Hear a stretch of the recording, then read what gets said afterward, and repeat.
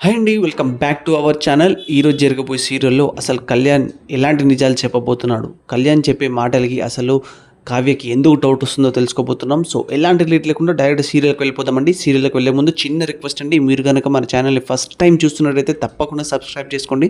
So ఎలాంటి late లేకుండా direct సీరియల్కి వెళ్ళిపోదాం. బామ్మగారు అయితే కావ్య కోసం అటు ఇటు తిరుగుతూ ఉంటారు. ఇదేంటి కావ్య పొద్దుననగా వెళ్ళింది, ఇప్పుడు దాకా రాలేదు, అసలు రాజు ఎందుకు అలా చేస్తున్నాడు, నిజం తెలుసుకుందా లేదా అని అయితే తిరుగుతూ ఉంటుంది.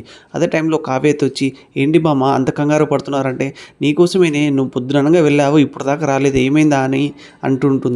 ఏం లేదు బామ్మగారు, డాక్టర్ గారు బయటికి వెళ్ళిపోయారు, నేను అడుగుదామన్న విషయం అడిగే లోపే డాక్టర్ గారు బయటికి వెళ్ళిపోయారు అంటూ ఉంటే, ఇంకా అదే టైంలో కళ్యాణ్ వస్తూ ఉంటాడు.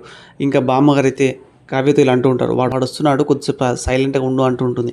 ఇంకా కళ్యాణ్ కూడా వచ్చి, ఇదిగో బామ్మ నీ తైలం అంటూ ఉంటే, ఏంటి బామ్మ అలా చూస్తున్నావు అంటే, ఈ తైలము నేను మీ అన్నయ్యకి చెప్పాను కదా, నువ్వెందుకు తీసుకొచ్చావరా అంటూ ఉంటే, అన్నయ్యకి ఏదో ఇంపార్టెంట్ వర్క్ ఉంది అనుకుంటా, అందుకే నాకు చెప్పాడు అంటుంటే, నాకంటే పెద్ద ఇంపార్టెంట్ వర్క్ మీ అన్నయ్యకి ఏముందిరా అంటుంటే, ఏమో నాకేం తెలుసు ఆయనకి ఎన్ని వర్క్స్ ఉన్నాయో అంటుంటాడు కళ్యాణ్.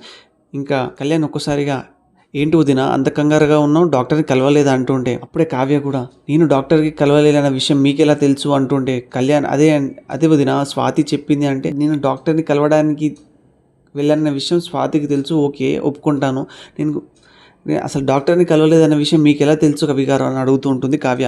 ఇంకా ఒక్కసారిగా కావ్య అయితే రూమ్లోకి వెళ్ళి ఇలా ఆలోచిస్తుంటుంది, డాక్టర్ని అడిగే నిజాలు కవి గారికి తెలిసేమో, ఒకసారి డైరెక్ట్ కవి గారిని వెళ్ళి అడుగుదామని అనుకుంటూ ఉంటుంది. ఒక్కసారి కళ్యాణ్ రూమ్కి వెళ్ళి కావ్య అయితే మెల్లగా నిజామని బయట పెట్టి, నాకు నిజాలన్నీ తెలుసు, మీరు ఎందుకు దాచిపెడుతున్నారు అని అడిగే లోపే వెనకల నుంచి రాజు వచ్చేసి వీళ్ళ మాటలు ఒక్కసారిగా రాజు అయితే వచ్చి వింటూ ఉంటాడు.